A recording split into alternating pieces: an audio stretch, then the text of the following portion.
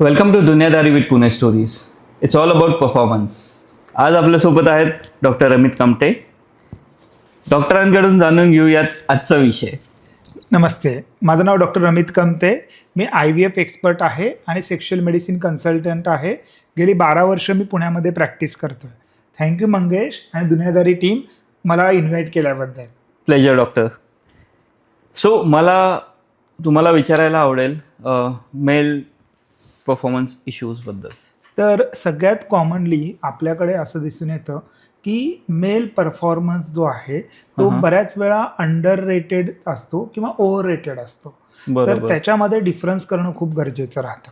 तर mail performance ह्याच्यामध्ये जो प्रॉब्लेम दिसून येतो तो मेजरली दिसून येतो एक तर इरेक्टाईल डिस्फंक्शन म्हणजे लिंगामधली ताठरता कमी असणं, किंवा दुसरा दिसतो ते म्हणजे प्रीमॅच्युअर इजॅक्युलेशन ज्याच्यामध्ये अर्ली डिस्चार्ज होणं, किंवा इन जनरल मेल्समध्ये लिबिडो कमी असणं म्हणजे इच्छाशक्ती सेल्सची कमी असणं.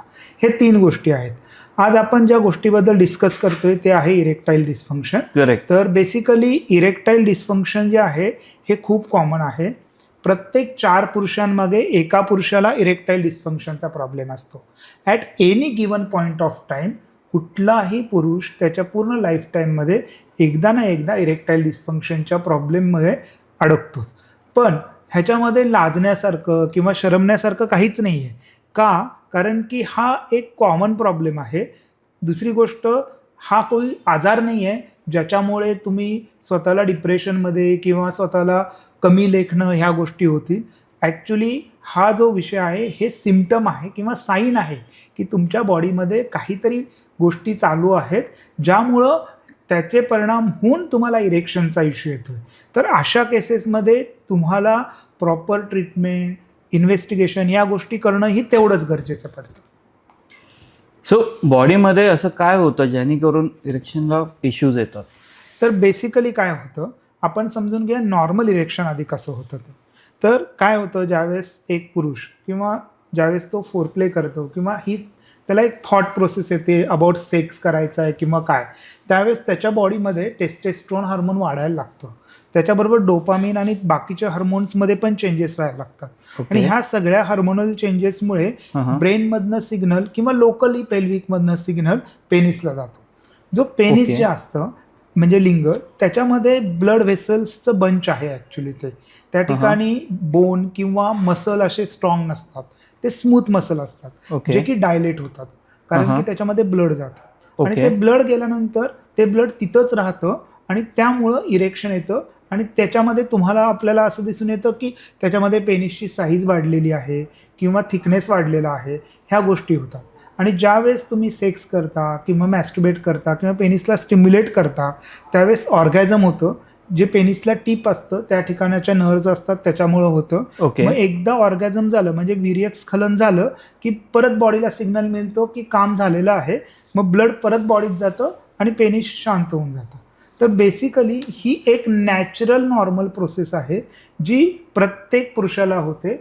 आणि ह्याच्यामध्ये जर कुठेही प्रॉब्लेम आला, जसं की तुम्ही विचारलं की नेमकं कशामुळे होऊ शकतं, तर प्रॉब्लेममध्ये एक तर तुमचा हार्मोनल इम्बॅलन्स असू शकतो. म्हणजे ब्लडमध्ये टेस्टेस्ट्रॉनचे प्रॉब्लेम असू शकतात.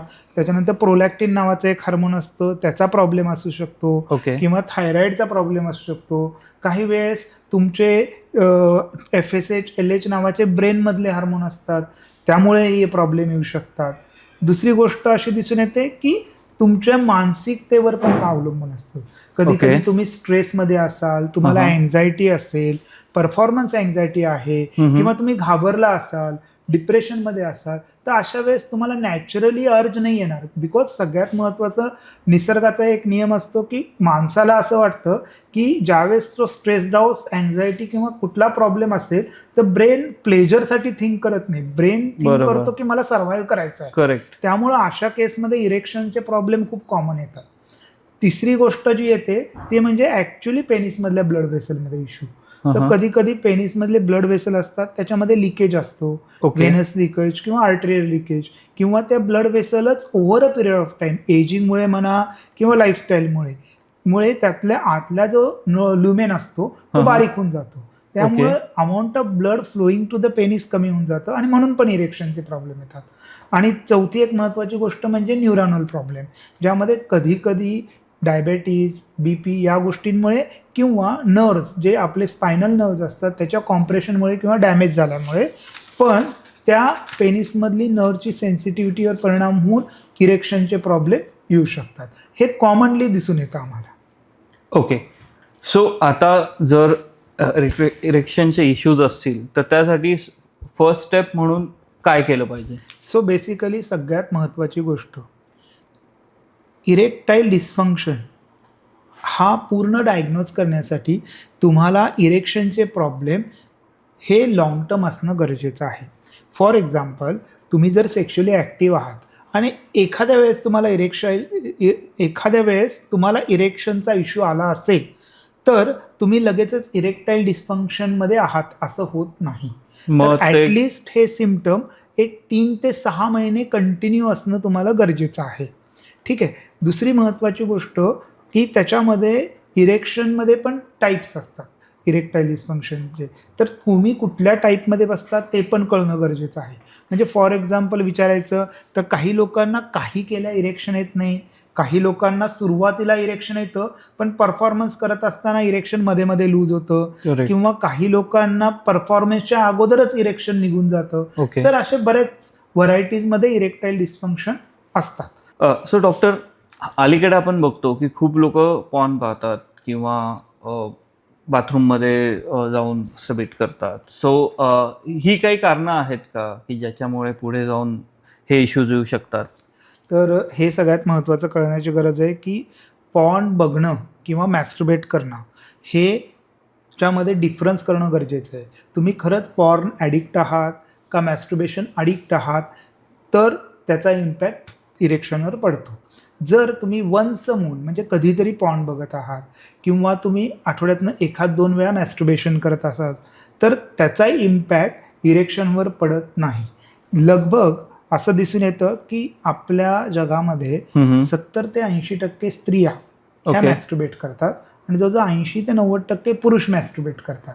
तर मॅस्टरबेशन खूप कॉमन आहे. तर त्याच्याबद्दल खूप मिथ्स आहेत ज्याच्यामुळे लोकांना वाटतं हे वाईट आहे आणि त्यामुळे मला इरेक्शनचा किंवा प्रीमॅच्युअर इजॅक्युलेशनचा प्रॉब्लेम येतोय. पण ॲक्च्युली त्याचा आणि इरेक्शनचा काही प्रॉब्लेम नसतो. पण ह्याच्यामध्ये एक गोष्ट अशी आहे की जर तुम्ही मॅस्टरबेट करताना कसं मॅस्टरबेट करता ह्याचा इम्पॅक्ट मात्र इरेक्शनवर काही लोकांमध्ये दिसून येतो.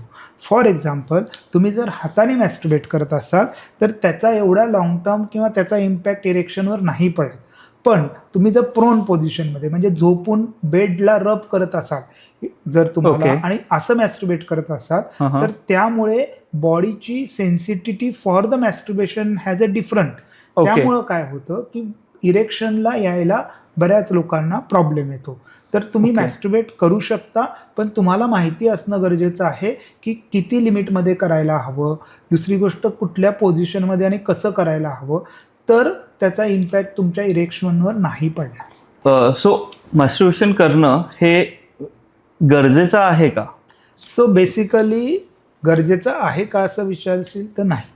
ठीक आहे. सगळ्यात महत्वाची गोष्ट तुझी गरज कशी आहे ते समजणं गरजेचं आहे. कारण की जर तू सेक्शुअली ॲक्टिव्ह आहेस आणि तुला पार्टनर मिळत नाहीये, जर तुला पार्टनर मिळत नाही आणि तुला सेफ सेक्स कसं करायचं हे माहिती नाहीये, ठीक आहे, सेफ सेक्शुअल प्रॅक्टिसबद्दल तुझं नॉलेज नाही आहे, तर अशा वेळेस rather than going to the abnormal part of sexual activity ज्याच्यामध्ये तुमचं प्रोमिस्क्युअस बिहेवियर येतं किंवा प्रोस्टिट्यूट वगैरे ह्या गोष्टी येतात, अशा काही गोष्टी करून स्वतःला सेक्शुअल ट्रान्समिटेड इन्फेक्शन किंवा जसं HIV अशा गोष्टींमध्ये अडकण्यापेक्षा मॅस्टरबेशन मी म्हणेल कधीही सेफ. बिकॉज काय असतं, प्रत्येक माणसाला अर्ज असतो, ठीक आहे, आणि कधी ना कधी त्याला तो अर्ज येतोच. आता सगळ्यात महत्त्वाची गोष्ट आहे की जर तुम्ही मॅरिड असा अनमॅरिड असा पण मॅस्टरबेशन करणं म्हणजे पाप आहे असं तर नाही आहे, ठीक आहे, कारण की it is very commonly people are doing that. Myth खूप आहेत सेक्सला धरून. करेक्ट. आणि over a period of time over the ages people are doing that. ठीक आहे. तर बेसिकली स्पर्म जे आहेत ते तर टेस्टीजमध्ये बनतात, ठीक आहे, तिथं फॅक्टरी आहे जी तर कंटिन्यू स्पर्म प्रोड्यूस करत असते. जसं आपली लाळ बनते थुंकी बनते, तसं स्पर्म कंटिन्यू बनत असतात. हो. तर त्याचं उस्खलन झालं तर ते काय संपलंय असं होत नाही. ठीक आहे. दुसरी महत्वाची गोष्ट अशी येते की जे मॅस्टुर्बेशनच्या वेळेस तुम्हाला जो अर्ज आहे हे आहे, असं काही स्टडीजमध्ये दिसतं की मॅस्टुर्बेशन जर तुमचं असेल तर त्याच्यामुळे सोशली बऱ्याच वेळा प्रॉब्लेमॅटिक्स म्हणजे रेप केसेस वगैरे कमी होतात.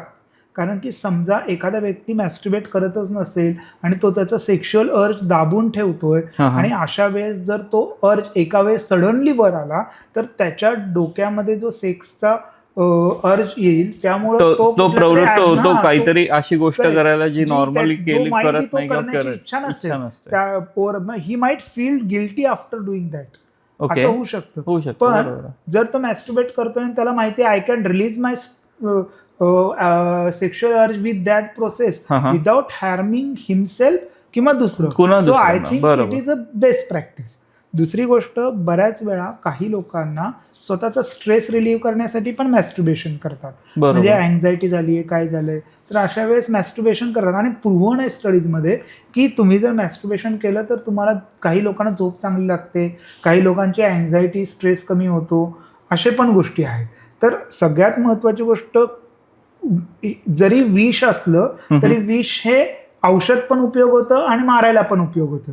पण तुम्ही कसं त्याचा वापर करून घेता ते समजणं गरजेचं आहे. पण म्हणजे आता सगळ्यात महत्वाची गोष्ट म्हणजे मॅस्टुर्बेशन ॲडिक्शन जे असतं त्याच्या डेफिनेशन मध्ये असं आहे की तुम्ही मॅस्टुर्बेशन करताय त्यामुळे तुमचे दिवसाची ऍक्टिव्हिटी हॅम्पर होते, तुमचा ऑफिसमधला किंवा स्वतःचा स्कूलमधला परफॉर्मन्स अफेक्ट होतोय आणि तुमचं सोशल लाईफ अफेक्ट होतोय.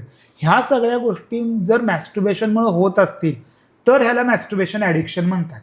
पण जर अशा काही गोष्टी होत नाही आहे आणि तुमचं मॅस्टुर्बेशन वर डिपेंडंट लाईफस्टाईल नाही आहे तर त्याचा अर्थ तुम्ही ॲडिक्ट नाही आहात. ग्रेट. थोडे प्रश्न फ्रॉम ओल्ड स्कूल. सो जसं बॉईज बसलं डिस्कशन होतं की तुझ्या नाकाची साईज जेवढी आहे तेवढीच तुझी पेनिसची साईज असते. सो बेसिकली कसं आहे, पेनिसची साईज जी आहे, बऱ्याच वेळा नाकाची साईज म्हणतात, तुमची हाईट आहे ते म्हणतात, किंवा बनाना खाल्ल्याने साईज इन्क्रीज होतो असंही म्हणलं जातं. तुमचं फूटचा साईज जेवढा आहे त्याच्यानुसार तुमचा पेनिसचा साईज. तुम्ही म्हणाल तर खूप. पण सगळ्यात महत्वाची पेनिसची साईज जी आहे ती तुमच्या इथेनिसिटीनुसार, म्हणजे तुम्ही कुठल्या रेसचे आहात त्याच्यानुसार. दुसरी गोष्ट, तुमचं टेस्टेस्ट्रॉन लेवल कसं आहे त्याच्यावर, तुमची इन जनरल जडणघडण कशी आहे त्याच्यावर आणि जेनेटिक्सवर अवलंबून असतं. सो ह्या मल्टीफॅक्टरियल गोष्टी आहेत ज्याच्यावर पेनिसची लेंथ डिपेंड आहे. तर असंही असू शकतं की माणूस उंच आहे, धिप्पाड आहे, पण पेनिस छोटं आहे, किंवा नाटा आहे, बुटका आहे आणि त्याचं पेनिस मोठं आहे. तर it is because it has a multiple factors decide the penile size. So doctor, केळी खाऊन, तेल लावून किंवा काही मेडिसिन्सचा यूज करून साईजमध्ये इन्क्रीज होतं का खरंच? सो कसं आहे मंगेश, सगळ्यात महत्त्वाची गोष्ट म्हणजे आपल्या इथे ना खूप मिथ्स आहेत. केळी खावा किंवा डाएटमध्ये तुम्ही चेंजेस करा किंवा तेल लावा. आजकाल मार्केटमध्ये बरेचशे ऑनलाईन औषधं आहेत ते आहेत, चायनीज मेडिसिन्स आहेत, म्हणजे आणि साईजमध्ये फरक पडतो. ऍड्सही खूप दिसतात. पण हे सगळं मिथ आहे आणि it is a market. Okay, and they are bluffing and making the people to believe on that, आणि त्यामुळं असे प्रॉब्लेम आहेत. तर सगळ्यात महत्त्वाची ही मिथ आहे की या सगळ्या गोष्टींमुळं पेनिसची साईज वाढते, तर वाढत नाही. पेनिसची साईज वाढण्यासाठी तुम्हाला दोनच गोष्टीच्या इम्पॉर्टंट आहेत. जर तुमचं टेस्टेस्ट्रॉन लेवल कमी असेल तर तुमचं आधीचं पेनिसची जी साईज आहे ती कमी होत जाते. त्यामुळं तुम्हाला टेस्टेस्ट्रॉन सप्लिमेंट घेतलं तर ती साईज तुम्ही परत आधीची रिगेन करू शकता. पण तुम्ही बॉर्न विथ शॉर्ट पेनिस आहात, म्हणजे पेनिसची लेंथ कमीच आहे, असं जर असेल तर त्यासाठी तुम्हाला दोनच उपाय आहेत. एक तर सर्जरी आणि दुसरं म्हणजे फिलर्स. आता ह्याच्यामध्ये दोन प्रकारमध्ये काय येतं, सर्जिकली पेनिसची साईज वाढवता येते. फिलर्स जे असतात त्याच्यामध्ये सर्जरी नसते, ओपीडी प्रोसिजर असते, ज्याच्यामध्ये तुम्ही वॉक इन वॉकआउट जाऊ शकता ओपीडीमधनं. त्याच्यामध्ये फिलर्स असतात ज्याच्यामध्ये हायल्युरॉनिक ॲसिड असतं, किंवा दुसरं फिलर येतं आहे त्याच्यामध्ये फॅट असतं. तर हे दोन्ही फिलर्स जर तुम्ही वापरले तर पेनिसच्या लेंथमध्येही फरक पडतो आणि थिकनेसमध्येही फरक पडतो आणि ओव्हर 2 ते 3 वर्ष हे टिकतं. आपण Okay. तुम्हाला मग मेंटेनन्स मेंटेनन्स परत. पण मग हे किती सेफ आहे? So nowadays with the expert hand, ठीक आहे, आम्ही बऱ्यापैकी करतो हे आमच्या हॉस्पिटलमध्ये. So with the expert hand this is a safe procedure. आत्तापर्यंत त्याचे काही कॉम्प्लिकेशन्स आम्ही तर बघितलेले नाही आहेत and there are complications but very very rare. Okay. So हा जो टॉपिक आहे रिलेटेड टू परफॉर्मन्स, हे खूप लोक बोलायला घाबरतात किंवा टाळतात की फ्रेंड्ससोबत, फॅमिलीसोबत, इवन पार्टनरसोबत सुद्धा हे डिस्कशन्स करत नाहीत. तर या बाबतीत तुम्ही काय सजेस्ट करा? सो बेसिकली सगळ्यात एक महत्त्वाची गोष्ट आहे, आपल्या इथं आपण जेवणाबद्दल 10 तास गप्पा मारतील लोक, हो. पैशाबद्दल भरपूर गप्पा भरपूर मारतील भरपूर. किंवा तुमच्या रिलेशनशिप आणि नावं ठेवण्याबद्दल भरपूर गप्पा मारतील. करेक्ट. पण मुळात जो प्रॉब्लेम आहे इरेक्शन किंवा सेक्शुअल प्रॉब्लेम डिझायरचा जो आहे त्याच्याबद्दल बोलताना फार लोकांना इश्यू आहे. मला असं ऑब्झर्वेशन आहे की females are more vocal for their sexual needs than a man. कारण की females know more about a sex. I might seen that they talk more with their friends and colleagues about the sex and how it is. But I think as a male आपण पुरुष खूप कमी एकमेकांशी discuss बोलतो. करतो. का? कारण की it is a male ego. कारण की काय होतं, Correct. प्रत्येकाला असं वाटतं की माझं मेलनेस हा दुसऱ्यापेक्षा सुपेरियर बेसिकली असं होतं की कोण आता जर फ्रेंड्समध्ये सांगितलं तर कोणी आपली चेष्टा करेल का किंवा अजून कोणाला तरी जाऊन सांगेल का, हे Correct. असे असू असू शकतं शकतं. जनरल. पण ह्याच्यामध्ये एक ना बेसिक ॲनिमल इन्स्टिंक्टची स्टोरी मला वाटते की ज्याच्यामध्ये जे मेल्स आहेत दे ऑलवेज हंट आणि बाहेर जाऊन शिकार करणं, ह्या गोष्टी करणं. आणि दुसरी गोष्ट आहे इन ॲनिमल किंगडम ऑल्सो, म्हणजे जनावरां वगैरेमध्ये पण पुरुषांना प्रूव्ह करावं लागतं की they are good enough for that lady. Alpha. Yes. And त्यामुळे पण तो एक इनेट पुरुषांमध्ये न्यूनगंड असतो की मी जर बेडमध्ये किंवा इन जनरल कमी असेल आणि मी जर माझ्या मित्रांबरोबर किंवा डिस्कस केलं तर it indirectly create a competition. तो तसं पण असू शकतं. Might be it is at the base of their brain. But now if you don't feel comfortable talking with तुमच्या मित्रांबरोबर किंवा काय, पण तुम्हाला डॉक्टर्स आहेत, तुम्ही त्यांच्याबरोबर डिस्कस करू शकता, बोलू शकता आणि मग त्याच्यावर उपाय आणि ट्रीटमेंट घेऊ शकता. ठीक आहे. सो आजकालची जी लाईफस्टाईल आहे, smoking, drinking, late night working किंवा लेट नाईट झोपणं, फ्रायडेजला पार्टीज, आणि हे जे ओव्हरऑल लाईफस्टाईल आहे हे किती प्रमाणात अफेक्ट करतं? तर हा खूप चांगला प्रश्न आहे. ॲक्च्युली खूप गरजेचा पण आहे आजकाल. स्टडीजनी प्रूव्हन आहे की शुगर जास्त कन्झम्पशन केली, जी आपल्या फास्ट फूड वगैरेमध्ये खूप जास्त असते, ते तुमचं टेस्टेस्ट्रॉन ड्रॉप करतं, हे नोन आहे. तर आम्ही पहिल्यांदा ट्रीटमेंटच्या वेळेस पेशंटला शुगर स्टॉप करायला लावतो. म्हणजे entire sugar stop, zero intake. 100%. Yes. Zero intake of sugar. Yes, 100% zero intake with the sugar. Okay. Secondly, स्मोकिंगच्यामुळे एंड आर्ट्रायटिस नावाचा एक प्रॉब्लेम होतो, ज्याच्यामध्ये नसा असतात, त्यांना इन्फ्लेमेशन होऊन त्या ब्लॉक होतात. तर बॉडीमध्ये पेनिसमधल्या नसा ह्या अर्लिएस्ट नसा आहेत ज्या डॅमेज व्हायला चालू होतात बिकॉज ऑफ स्मोकिंग. ठीक आहे. दुसरी गोष्ट, अल्कोहोल हे लिव्हरवर अफेक्ट करतं, त्यामुळं तिथलं मेटाबॉलिझम चेंज होतं, त्यामुळं हार्मोनल इम्बॅलन्स पण होतो, प्लस त्याच्यामुळं फॅट डिपॉझिट होण्याची शक्यता किडनी आपल्या ब्लड वेसलमध्ये पण जास्त असते. तर ह्या गोष्टींचा इम्पॅक्ट तर असतोच. आणि महत्त्वाची गोष्ट, जसं तू म्हणाला स्ट्रेसचा किती इम्पॅक्ट आहे, तर कमी झोप, खूप ताणतणाव, ह्यामुळे ब्रेनमधले हार्मोनल इम्बॅलन्सेस होतात. त्यामुळे सेरोटोनिन, डोपामिन ह्यांची सिनर्जी असते ती पूर्ण बिघडून जाते. आणि ह्या गोष्टीमुळे तुमच्या इन जनरल ओव्हरऑल लाईफस्टाईलमध्ये इन्क्लुडिंग तुमचं सेक्शुअल परफॉर्मन्स ड्रॉप व्हायला चालू होतं.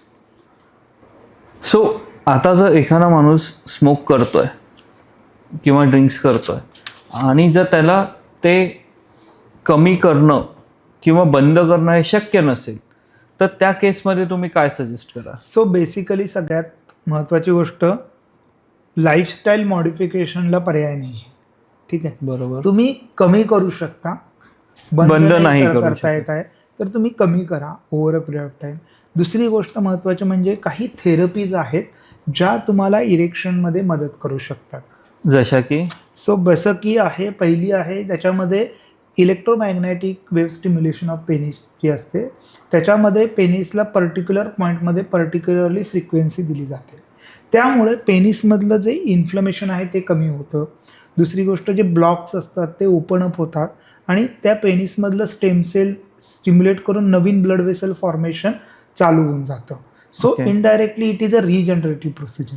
पण या पिरियडमध्ये मात्र तुम्हाला 100% स्मोकिंग बंद करावं लागतं, कारण बॉडीमध्ये ज्यावेळेस रिजनरेशन चालू असतं तर तो 21 दिवस ते 1 महिन्याच्या पिरियडमध्ये तुम्हाला लाईफस्टाईल मॉडिफिकेशन मात्र चांगलं पाळावं लागतं. दुसरी Okay. जी गोष्ट आहे, एक पी शॉटची प्रोसिजर आहे. P shot. ज्याच्यामध्ये तुमचं ब्लड घेऊन त्याच्यातल्या काही पेशी काढल्या जातात आणि त्या पेनिसमध्ये पर्टिक्युलर पॉईंटमध्ये इंजेक्ट केल्या जातात. त्यामुळे इंजेक्ट केलं जातं इंजेक्ट म्हणजे वाया इंजेक्शनच दिले जातात. इंजेक्शन दिले Yes. ते जातात. अंडर लोकल असतं, Okay. अजिबात दुखत नाही, काही नाही. It is like OPD procedure. जसं तुम्ही टीटीचं इंजेक्शन घ्यायला हॉस्पिटलमध्ये जाता तसं ते इंजेक्शन आहे, घ्या आणि घरी जा. एवढं साधं आहे ते. आर यू इन सेन्सेस और सो इंजेक्शन? सगळ्यात महत्त्वाची याच्यासाठी काय पूर्ण बुलायची गरज नसते. ओके. फक्त तेवढा पार्ट बधीर करण्यासाठी एक क्रीम दिली जाते आणि नम झाल्यानंतर ते पूर्ण बधीर होतं पेनिस आणि मग इंजेक्ट केलं जातं. अजिबात पेन होत नाही त्याचं. मग त्यानंतर जेव्हा क्रीमचा इफेक्ट किंवा त्या भुलीचा इफेक्ट कमी होतो, त्यानंतर काही त्रास? सो किंवा- बेसिकली भुलीचा इफेक्ट कमी होतो, त्याच्यानंतर त्रास तर काही होत नाही. कधी कधी थोडं चुनचुनल्यासारखं होऊ शकतं पेशंटला, पण दॅट इज अ बेअरेबल. आता तिसरी एक नवीन गोष्ट आहे ती म्हणजे बोटॉक्स इंजेक्शन. तर पिनाईल बोटॉक्स जे आहे, बोटॉक्स. तर बोटॉक्सबद्दल तुला सांगायचं तर आजकाल ॲक्ट्रेस जसं त्यांना रिंकल्स येतात किंवा हे होतात तर एक इंजेक्शन घेतात, ज्यामुळे त्यांचा चेहरा एकदम फ्लॅट दिसायला लागतो. बरोबर. ठीक आहे, आणि ते यंग दिसतात. करेक्ट. तर त्याचे इंजेक्शन पण पेनिसमध्ये दिले जातात. तर त्याचं इंजेक्शनचा इफेक्ट 6 ते 7 महिने टिकतो आणि ते पण सेम वर्क करतं ॲज अ पिनाईल व्हेसल डायलेटर. त्यामुळे पण इरेक्शनमध्ये बऱ्यापैकी पेशंटला फरक पडतो. ओके. सो आता इरेक्शनसाठी टेस्ट कुठल्या केल्या जातात? समजा जर तुमच्याकडे कुठला पेशंट आला, सो त्याची इरेक्शन्सच्यासाठी काय प्रोसिजर तुम्ही फॉलो करता? तर सगळ्यात महत्त्वाचं म्हणजे ज्यावेळेस पेशंट ओपडीत येतो, आपल्याकडे बसतो, पहिलं महत्त्वाची गोष्ट आहे की पूर्ण हिस्ट्री घेणं गरजेचं असतं. त्याच्यामध्ये समजणं गरजेचं आहे नेमकं इरेक्टाईल डिस्फंक्शन सडन आहे का क्रॉनिक आहे, खूप वर्षापासून आहे. दुसरी गोष्ट महत्त्वाची म्हणजे त्याच्यामध्ये त्यांचे लाईफस्टाईल रिलेटेड काही प्रॉब्लेम आहेत का, मॅरेज रिलेटेड काही इश्यूज आहेत का, ह्या गोष्टी ॲनालिसिस करणं गरजेचं पडतं. ते सगळं ॲनालिसिस केल्यानंतर आपण त्यांना काही औषधं देतो जे टेम्पररी असतात. त्याच्याबरोबर आपण काही ब्लड टेस्ट सांगतो. ब्लड टेस्टमध्ये आपण हार्मोन्स बघणं खूप गरजेचं पडतं, जसं की FSH, LH, testosterone hormone, prolactin आणि थायरॉईडचं. काही न्यूट्रिशनल टेस्ट आपण करतो, जसं की व्हिटॅमिन D, B12 लेवल आणि लिपिड प्रोफाईल, जे खूप गरजेचं पडतं. ह्या बेसिक टेस्ट आपण आधी करून घेतो. जर त्याच्यामध्ये आपल्याला काही प्रॉब्लेम वाटला तर त्याच्यानुसार आपण ॲड ऑन मेडिसिन पेशंटला देतो आणि मग त्या मेडिसिन्सचा इफेक्ट यायला 2 ते 3 महिने लागतात. त्या मेडिसिनचा इफेक्ट यायला 2 ते 3 आठवडे लागतात आणि मग त्याच्यानंतर बऱ्याच पेशंटला इवन व्हायग्रा वगैरे सारख्या गोळ्या पण घ्याव्या लागत नाही. ओके. सो आता तुम्ही जेव्हा म्हणता व्हायग्रा, इरेक्शन, व्हायग्रा आणि हार्ट या 3 गोष्टींचा काही संबंध आहे का? Yes. सो माझा क्वेश्चन असा आहे की मी ऐकलं आहे काही केसेस की ज्याच्यात व्हायग्राचं किंवा त्या सिमिलर काइंड ऑफ मेडिसिन्स लोकांनी जास्ती कन्झ्युम केलं आहेत आणि त्यांना हार्ट अटॅक्स आलेले आहेत. सो बेसिकली हे नोन आहे. व्हायग्रा जो आहे किंवा तत्सम गोळ्या, ज्याला ब्ल्यू पिल म्हटलं जातं, त्या ओव्हर अ काउंटर बऱ्याच वेळा मिळून जातात आणि बऱ्याच वेळा लोक प्रेफर करतात की डॉक्टरला दाखवण्या अगोदर त्या गोळ्या खाणं प्रेफर करतात आणि घेऊन घेतात, कारण की त्यांना माहीत नसतं कोणाकडे जायचं आहे, काय करायचं आहे ते. पण सगळ्यात महत्त्वाचं या गोळ्यांचा एक साईड इफेक्ट आहे, कारण ते शेड्यूल एच ड्रग आहे. त्याच्यामध्ये असं शेड्यूल एच ड्रग. हां. ओके. तर त्या गोळ्या ज्या असतात त्या आहेत, त्याचा इश्यू असा येतो की त्या गोळ्यांचा इफेक्ट पूर्ण बॉडीवर होतो. ठीक आहे. जसं की त्या इफेक्ट जसं व्हॅझोडायलेटर आहेत, त्या फॉस्फोडायस्ट्रेस इनिबिटर म्हणतात त्यांना. तर त्यामुळे पेनिसमधल्या किंवा पूर्ण बॉडीमधल्या जेवढे स्मूथ मसल किंवा मसल असतात ज्याचे ते इनिबिट करतात फॉस्फोडायस्ट्रेस एंटायर बॉडी. येस. आणि त्याच्यामुळे ब्लड वेसल डायलेट होतात. ओके. आणि त्याचा इफेक्ट जो आहे तो इनडायरेक्टली इरेक्शनला मिळतो आणि पेनिसचं पण इरेक्शन होतं. पण त्याची पूर्ण बॉडीमध्ये इफेक्ट असल्यामुळे त्याचा इफेक्ट हार्टवर पण होतो, त्याचा इफेक्ट डोळ्यांवर पण होतो आणि बॉडीच्या अदर ऑर्गनवर पण होतो. त्यामुळं व्हायग्रा जर तुम्ही घेत असाल तर पहिलं तुमचं हार्ट चेकअप करणं किंवा तुमचं ब्लड लिपिड प्रोफाईल वगैरे बघणं किंवा आयसाईट डोळ्यांच्या टेस्ट करणं खूप गरजेचं आहे, कारण या सगळ्या गोष्टींचा इम्पॅक्ट तुमच्या या ऑर्गनवर दिसून येतो. सो बेसिकली हार्टवर किंवा आईजवर ह्याचा डायरेक्ट इम्पॅक्ट खूप प्रमाणात होऊ शकतो. येस. सो वायग्रा किंवा त्या सिमिलर मेडिसिन्स हे डायरेक्ट हार्टवर आणि आईजवर इफेक्ट करू शकतात. सो मग असं काही वेगळे परफॉर्मन्स किंवा इरेक्शन इन्क्रीज करण्यासाठी अशा काही मेडिसिन्स आहेत का ज्या तुम्ही सुचवू शकता किंवा अंडर द ट्रीटमेंट? तर सगळ्यात महत्त्वाची गोष्ट म्हणजे मी सजेस्ट करतो पेशंटला की तुम्ही डॉक्टरांचा सल्ला घ्या, तुम्हाला दाखवून द्या, कारण की इरेक्टाईल डिस्फंक्शन जसं मी पहिल्यांदा सांगितलं इट इज अ साईन. साईनचा अर्थ होतो तुमच्या बॉडीमध्ये कुठेतरी बिघाड आहे, काहीतरी प्रॉब्लेम चालू झाला आहे, म्हणून हा प्रॉब्लेम तुम्हाला दिसतोय. तर असं दिसून येतं 30% पेशंट ज्यांना डायबेटीज आहे त्यांना इरेक्शनचे इश्यूज येतात. जवळजवळ 40% पेशंट ज्यांना इरेक्शनचे प्रॉब्लेम आहेत त्यांना हार्टचे प्रॉब्लेम येतात फ्युचरमध्ये. तर ह्या गोष्टी हा अर्ली साईन्स असतात तुमच्या बॉडीमधली गणितं बिघडतात ह्याचं. त्यामुळं तुम्ही ज्यावेळेस इरेक्शनचे इश्यू येतात rather than having any medicine, any Ayurvedic preparation, तुम्ही काही ऑनलाईन भरपूर गोष्टी आहेत ते काही घेण्या अगोदर ॲटलिस्ट एक तुमच्या डॉक्टरांचा सल्ला घ्या, तुमची पूर्ण बॉडी चेकअप करून घ्या, तुमच्यामध्ये कुठला डायबेटीज प्रॉब्लेम आहे किंवा हार्टमध्ये इश्यू आहे, ह्या सगळ्या गोष्टी ॲनालिसिस करा आणि मग पुढे तुम्ही पुढच्या गोष्टी करून घेऊ शकता. कारण की जर तुम्ही हे अर्ली सायन्स इनडायरेक्टली इग्नोर केले तर तुम्ही कुठल्या तरी मोठ्या प्रॉब्लेममध्ये काही महिन्यानंतर नाही तर काही वर्षानंतर पडू शकता. इरेक्शनसाठी नॅचरल किंवा आयुर्वेदिक ट्रीटमेंट्स आहेत का? नॅचरल किंवा आयुर्वेदिकच्या हिशोबाने जर इरेक्शनच्या ट्रीटमेंट आहेत ह्या एज ओल्ड आहेत आणि खूप वर्षापासून होत आहेत. ठीक आहे. तर नॅचरली पण जे काही प्लांट एक्स्ट्रॅक्ट आहेत जसं काही अश्वगंधा आहे, या काही गोष्टी ज्या आहेत त्या काही लोकांमध्ये असं दिसून येतं की त्यामुळे तुमचं टेस्टेस्ट्रॉन लेवल बॅलन्स होतात, तुमची अँझायटी स्ट्रेस लेवल कमी होते. ठीक आहे. बट तुम्हाला ते लाँग टर्म घ्यावं लागतं. दुसरी गोष्ट तुम्हाला क्वालिटीचं प्रॉडक्ट मिळणं गरजेचं आहे, कारण की आजकाल पोल्युशन आणि ॲडल्ट्रेशन एवढं जास्त आहे की तुम्हाला तेवढं ऑथेंटिक आयुर्वेदिक प्रॉडक्ट मिळणं बऱ्याच वेळा मुश्किल होऊन जातं. दुसरी महत्त्वाची गोष्ट नैसर्गिक उपचारामध्ये काय करता येतं, तर सगळ्यात महत्त्वाचं म्हणजे तुमचं लाईफस्टाईल खूप गरजेचं आहे यासाठी. त्याच्यामध्ये तुम्ही जर सेडेंटरी लाईफस्टाईलमध्ये असाल, जसं की IT प्रोफेशनल्स आहेत किंवा काही लोक आहेत ज्यांची बसून कामं आहेत, 10-10 तास बसतात, त्यामुळे काय होतं की त्यांच्या बॉडीमध्ये इनडायरेक्टली इनर्शिया जो असतो तो असतो.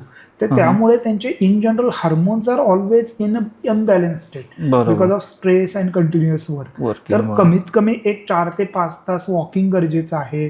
तुम्हाला सकाळचा सूर्यप्रकाश घेणं गरजेचं आहे, ज्याच्यामुळे तुम्हाला व्हिटॅमिन D मिळेल, कारण व्हिटॅमिन D हे इनडायरेक्टली टेस्टेस्ट्रॉनच्या प्रोडक्शनमध्ये हेल्प करतं, कारण त्याच्या सायकलमध्ये हार्मोन सायकलमध्ये त्याचा रोल प्ले होतो.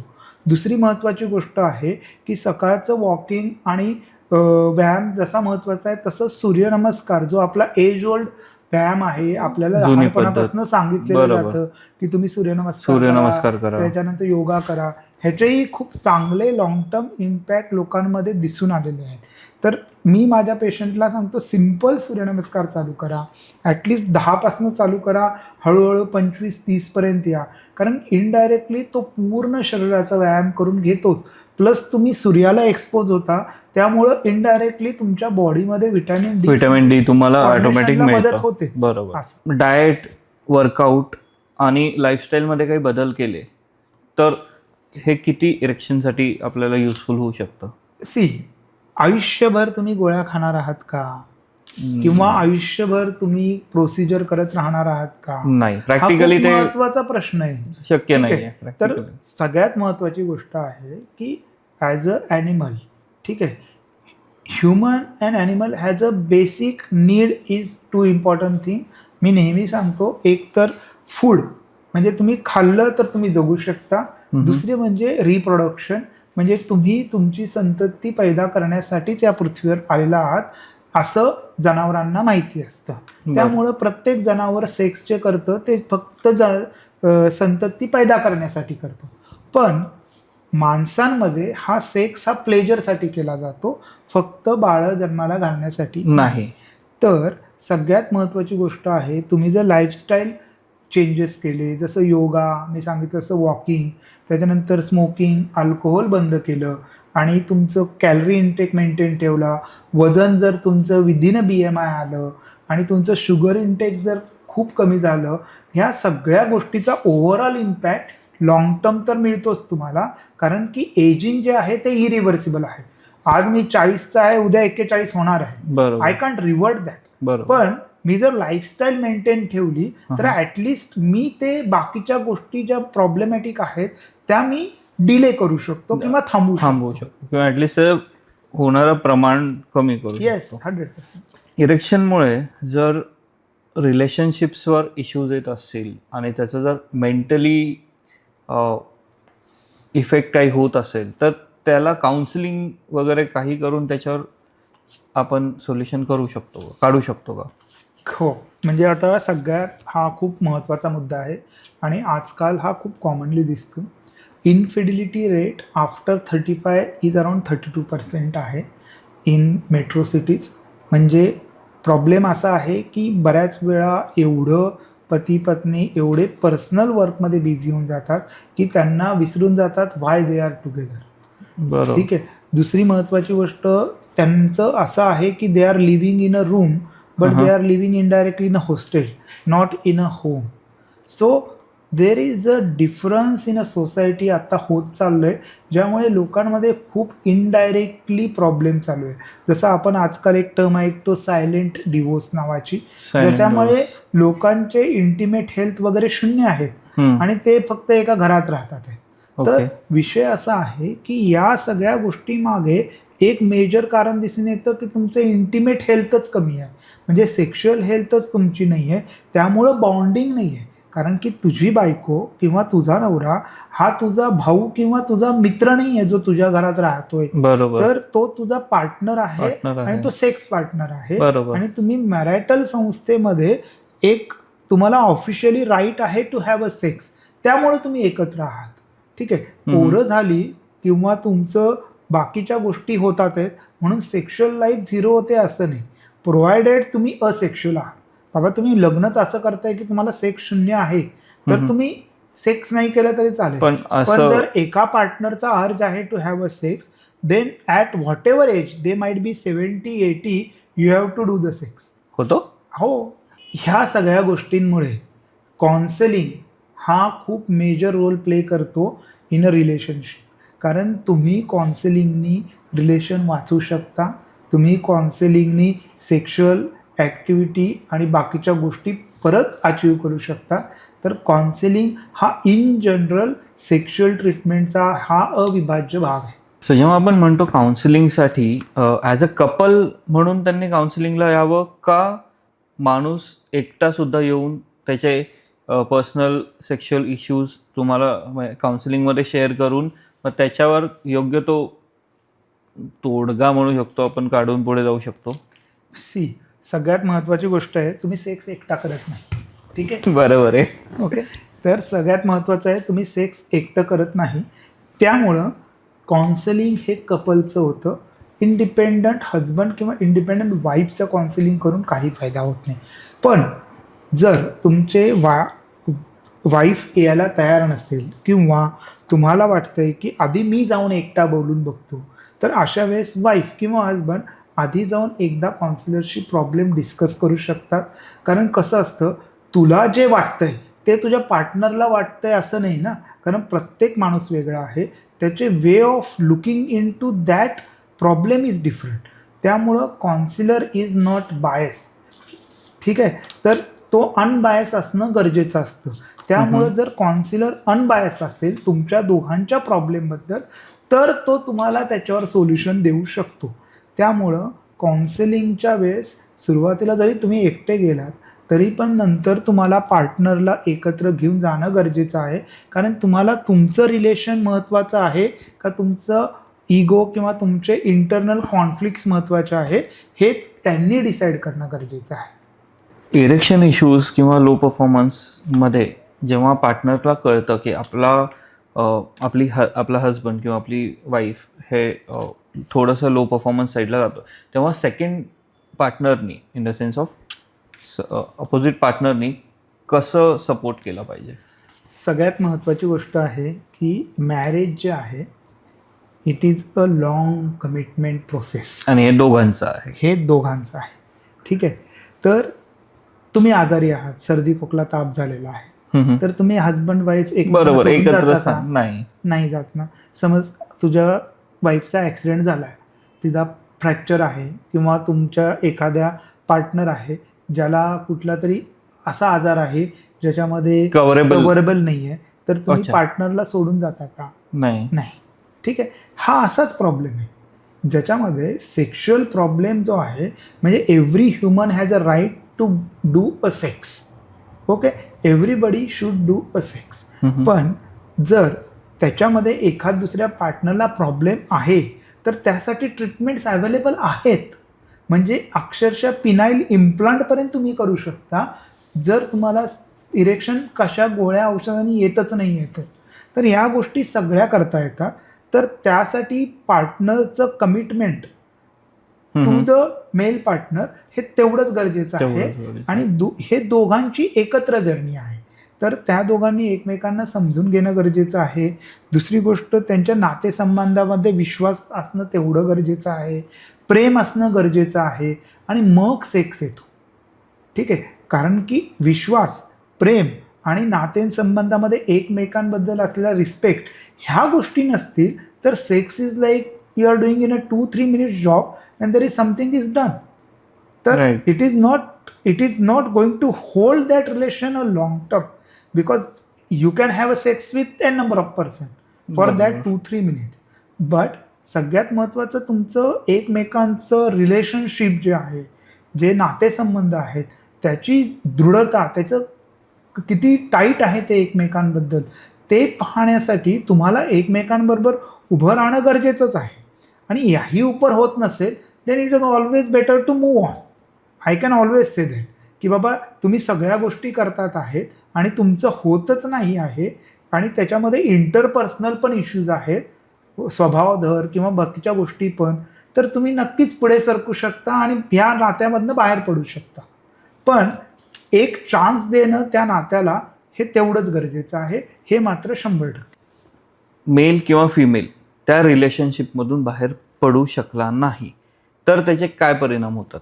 आता जर सेक्शुअल प्रॉब्लेम्स आहेत कपलमध्ये, ठीक आहे, आणि हे रिलेशन जर पुढं सरकत असेल त्यांचं, तर मगाशी मी म्हणालो तसं 2-3 गोष्टी रिलेशनसाठी गरजेच्या असतात. एक तर सेल्फ रिस्पेक्ट, दोघांचं एकमेकांबद्दलचं प्रेम आणि commitment to the relation. Correct. ह्या गोष्टीवरच रिलेशन लॉंग टर्म टिकतं. सेक्स हा ॲड ऑन, त्याच्यावर चेरी ऑन टॉप आहे. ठीक आहे. आता समज ॲट द बेस एनी पार्टनरला दिसतंय की बाबा आपल्याला सेक्शुअल सॅटिस्फॅक्शन होत नाही आहे, आपलं त्याच्यामध्ये पूर्ण समाधान होत नाही आहे, पण बऱ्याचशा गोष्टी आहेत ज्या तुम्ही सेक्शुअल सॅटिस्फाय करू शकतात. फॉर एक्झाम्पल, जर तुम्ही कमिटेड आहात एकमेकांना, तर बऱ्याच वेळा बरेच couple foreplay is very important part of the sex. त्याच्यामध्ये फोरप्लेमध्ये अशा काही गोष्टी तुम्ही करू शकता ज्यामुळे इन जनरली दोघांनाही ऑर्गॅझम होतं आणि त्यामुळे तुम्ही ऑर्गॅझम अचीव कधीही करू शकता. ठीक आहे, जरी तुमचा पेनिट्रेटिव्ह सेक्स होतोय किंवा नाही होतोय हा एक दुसरा पार्ट राहिला, पण तुमचा फोरप्ले हा जो सेक्सचा खूप मोठा पार्ट आहे तो तेवढाच इम्पॉर्टंट असतो एक सेक्शुअल लाईफमध्ये. जर तुमचं फोरप्ले चांगलं आहे, तुमचं कनेक्टेड बॉन्डिंग चांगलं आहे, तर तुम्ही ते रिलेशन त्याच्यावर पुढं घ्यायचं का नाही हे म्युच्युअल पार्टनरवर डिपेंड असतं. आणि बऱ्याच वेळा आम्ही बघतो की असे कपल हॅपीली लॉंग टर्म राहतात. पण दुसरी गोष्ट अशी येते, जर एनी पॉईंट ऑफ टाईम जर त्या दोघां पार्टनरपैकी एखादा अनसॅटिस्फाईड असेल किंवा रिलेशनशिप इश्यूज असतील, कॉम्पिटॅबिलिटीचे इश्यूज असतील, तर मग मात्र त्यांच्यामध्ये कॉन्फ्लिक्ट्स असतात आणि मग ह्या कॉन्फ्लिक्टचे over a period of time त्याचे काही परिणाम होतात, ज्याच्यामुळे काही ठिकाणी एक्स्ट्रा मॅरिटल अफेअर होणं आहे किंवा इंटरपर्सनल प्रॉब्लेम्समुळे कॉम्प्लिकेशन होऊन सायलेंट डिवोर्ससारखे प्रकार आहेत ते होऊ शकतात. ह्या गोष्टी नोन आहेत, पण ह्या गोष्टी कितपत होतील हे आणि काय होईल हे सगळं डिपेंड राहतं एकमेकांचं रिलेशनशिपवर. सो बेसिकली पूर्वी इरेक्टाईल डिस्फंक्शन ह्याला टॅबूसारखं बघितलं जायचं. लोकांना त्याच्याबद्दल बोलताना भीती वाटायची किंवा त्यांना कमीपणा वाटायचा, स्पेशली पुरुषांना, कपल्सला त्यांच्या रिलेशनशिपमध्ये आहेत ते. आता तसं राहिलेलं नाही आहे. लोक ओपनली बोलतात. आपल्याला खूप चांगले डॉक्टर्स अवेलेबल आहेत, चांगले क्लिनिक्स अवेलेबल आहेत ज्या ठिकाणी तुम्ही त्याची ट्रीटमेंट घेऊ शकतात आणि हे क्युरेबल प्रॉब्लेम आहे. त्याच्यामध्ये असं काही वेगळं नाही आहे की त्याच्यासाठी तुम्हाला ट्रीटमेंट अवेलेबलच नाही आहे आणि तुम्ही क्युअर होऊच शकत नाही. सो इरेक्शनसाठी आता जसं सायन्स पुढे आलं आहे, नवीन मशिनरीज आल्या आहेत, रोबोटिक्स, जसं आज नी रिप्लेसमेंट खूप साऱ्या पुण्यामध्ये सुद्धा रोबो नी रिप्लेसमेंट्स वगैरे करतात. तर हे असे काही लेटेस्ट टेक्नॉलॉजी आपल्याकडे आहेत का जे इरेक्शनच्या रिलेटेड हेल्प करतात? Yes. So basically erectile dysfunction म्हणा किंवा प्रीमॅच्युअर इजॅक्युलेशन म्हणा, यासाठी नवीन ट्रीटमेंट अवेलेबल आहेत. जसं मी मगाशी सांगितलं, जसं इलेक्ट्रोमॅग्नेटिक स्टिम्युलेशन ऑफ पेनिस नावाची एक थेरपी आहे ज्याच्यामध्ये पेनिसला एक पर्टिक्युलर फ्रिक्वेन्सीने स्टिम्युलेट केलं जातं. इलेक्ट्रोमॅग्नेटिक वेव्स पेनिसमध्ये जातात आणि पेनिसमधले ब्लॉक्स ओपन करतात, स्टेम सेल स्टिम्युलेट करतात आणि त्यामुळे ब्लड फ्लो पेनिसचा इम्प्रूव्ह होतो. दुसरी एक गोष्ट आहे, पी शॉट नावाची प्रोसिजर असते ज्याच्यामध्ये तुम्ही पेशंटचं ब्लड घेता आणि त्याच्यामधनं प्लेटलेट नावाच्या पेशी वेगळ्या करता आणि त्या पेनिसमध्ये पर्टिक्युलर पॉईंटमध्ये इंजेक्ट केल्या जातात. त्याचेही रिझल्ट पेशंटला बऱ्यापैकी चांगले असतात.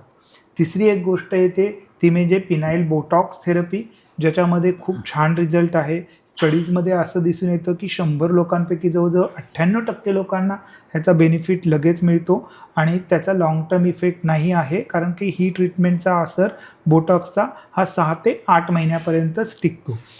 पुढची गोष्ट अशी आहे की समजा तुम्हाला या सगळ्या गोष्टींनी रिझल्ट नाही येते तर तुम्ही पिनाईल स्टेम सेल थेरपी करू शकता, ज्याच्यामध्ये बोन मॅरो स्टेम सेल किंवा मेझेनकायमल स्टेम सेल्स असतात ज्या काढल्या जातात आणि पेनिसमध्ये इंजेक्ट केल्या जातात. त्याचाही रिझल्ट पेशंटला बऱ्यापैकी चांगला आम्ही बघितलेला आहे. पुढची अजून एक गोष्ट नवीन जी आहे त्याच्यामध्ये पिनाईल इम्प्लांट्स असतात. त्याच्यामध्ये काही इम्पोर्टेड इम्प्लांट्स आहेत, काही इंडियन इम्प्लांट्स आहेत. तर तुम्ही ते इम्प्लांट्स वापरू शकता. दे आर व्हेरी सेफ आणि त्याचे पण रिझल्ट खूप पेशंटला चांगले आहेत. तर ह्या नवीन नवीन गोष्टी आलेल्या आहेत मार्केटमध्ये आणि ऑलरेडी ट्रीटमेंटमध्ये ह्या प्रोसिजर आपल्याकडे गेले 1, 2, 3 वर्ष चालूच आहेत.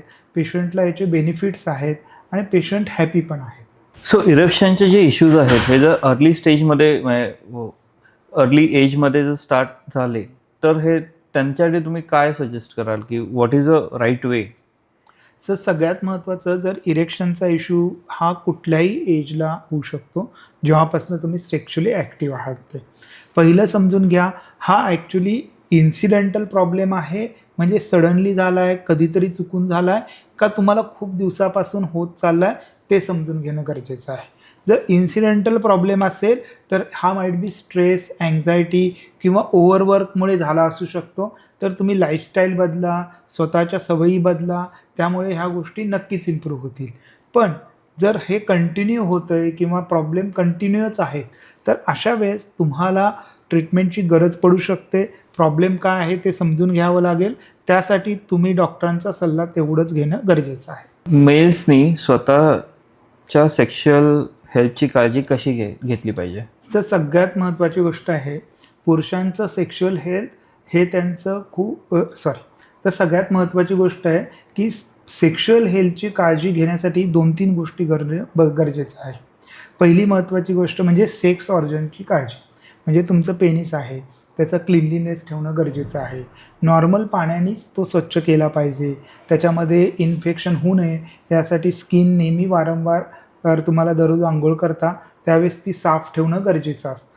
कारण की त्या ठिकाणी बऱ्याच वेळा स्मिग्मा असं जमा होतो आणि त्यामुळे इन्फेक्शन होऊ शकतं.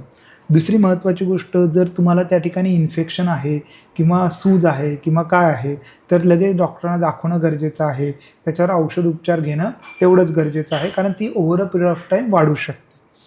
तिसरी महत्त्वाची गोष्ट आहे की तुमच्या शरीरामध्ये होणारे बदल आणि तुमच्या मेंटेन टेस्टोस्टेरॉन लेवल ह्यासाठी तुमचं लाईफस्टाईल आणि डाएट हे ठेवणं गरजेचं आहे. कारण की टेस्टोस्टेरॉन आणि ह्या गोष्टी मेंटेनन्ससाठी तुम्हाला व्यायाम करणं गरजेचं असतं. Moderate amount of exercise is recommended. जर तुम्ही हेवी एक्झरसाइज करत असाल तर त्याचे इम्पॅक्ट निगेटिव्ह होतात बॉडीवर. तुम्ही मॉडरेट अमाऊंटमध्ये जर एक्झरसाइज केले तर त्याचे पॉझिटिव्ह इम्पॅक्ट होऊन टेस्टोस्टेरॉन लेवल व्यवस्थित मेंटेन होतं. आणि पुढची एक गोष्ट येते ती म्हणजे safe sexual practices. Safe sexual प्रॅक्टिसेसमध्ये तुम्हाला माहिती असणं गरजेचं आहे की तुम्ही जर सेक्स करत असाल आणि तुम्ही जर प्रॉमिस्क्युअस बिहेवियर आहे किंवा स्ट्रेंजरबरोबर सेक्स करत असाल किंवा तुम्हाला मल्टिपल पार्टनर असतील तर प्रोटेक्शन घेणं गरजेचं पडतं. प्रोटेक्शनमध्ये तुम्ही कॉन्डोम वापरू शकता. फिमेल्समध्ये फिमेल कॉन्डोम असतात किंवा तुम्ही प्रेप घेऊ शकता, म्हणजे प्री एक्सपोजर प्रोफायलॅक्सिसचे टॅबलेट घेऊ शकता, ज्याने तुम्ही HIV सारख्या आजारापासून वाचू शकता. तसंच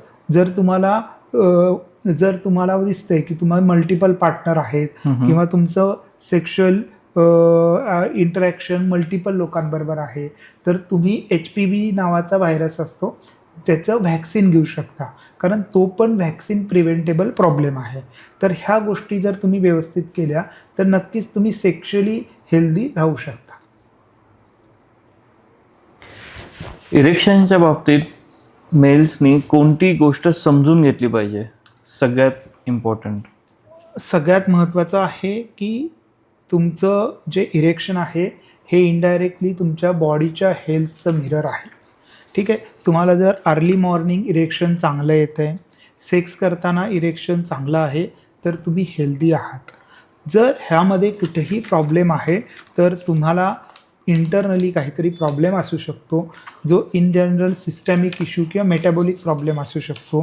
त्यासाठी तुम्ही स्वतः डॉक्टरांशी कन्सल्ट करून तुमच्या टेस्ट करून घेणं गरजेचं आहे आणि जर प्रॉब्लेम असेल त्याचं सोल्युशन करून वेळेवर घेणं गरजेचं आहे. डॉक्टर, इरेक्शन आणि टायमिंग याचा काय संबंध आहे? मग आफ्टर ट्रीटमेंट टायमिंगमध्ये काही चेंजेस होऊ शकतात का?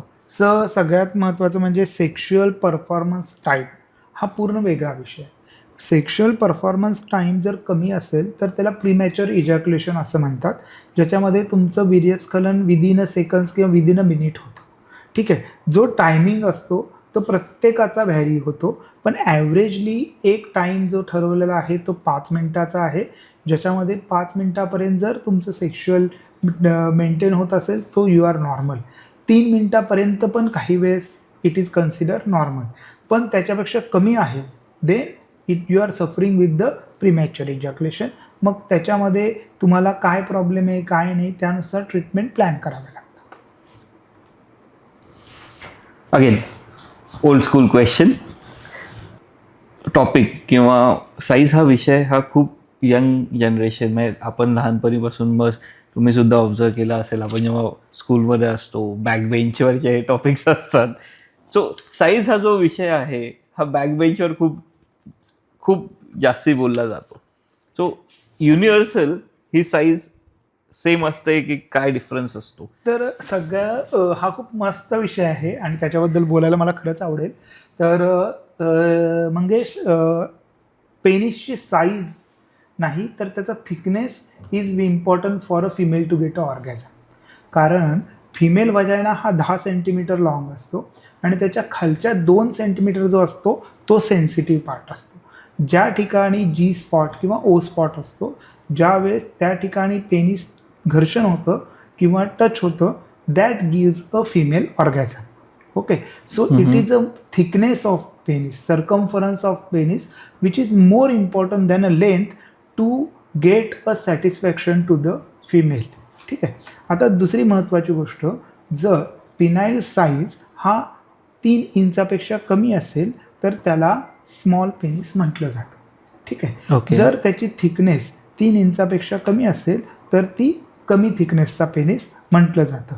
पण बाळ होण्यासाठी 2 सेंटीमीटरचं पेनिस पण इनफ असतं, कारण की पेनिसचं काम फक्त वीर्य हे व्हाजायनाच्या आत सोडण्याचं आहे.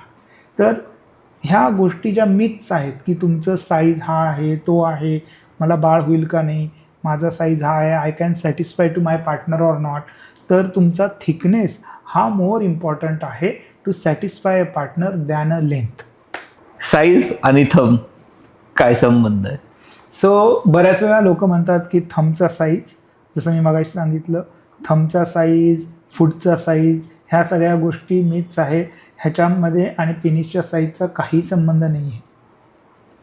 थँक्यू डॉक्टर अमित, आज तुम्ही आले, आम्हाला वेळ दिला आणि खूप लोकांच्या मनात हे क्वेश्चन्स असतात, रादर लहानपणीपासून असे खूप सारे क्वेश्चन्स असतात जे आपण विचारू शकत नाहीत किंवा डिस्कस करू शकत नाहीत. त्याच्याबद्दल तुम्ही फ्रुटफुल इन्साइट्स दिल्याबद्दल थँक्यू व्हेरी मच. जर माझ्याकडून कुठले काही क्वेश्चन्स राहिले असतील, मिस झाले असतील किंवा तुम्हाला काही जर न्यू क्वेश्चन्स असतील, ते सुद्धा तुम्ही आम्हाला खाली कमेंट्समध्ये विचारा. आपण त्याचा रिस्पॉन्ड डॉक्टर रमेशसोबत लवकरच करू. थँक्यू. थँक्यू.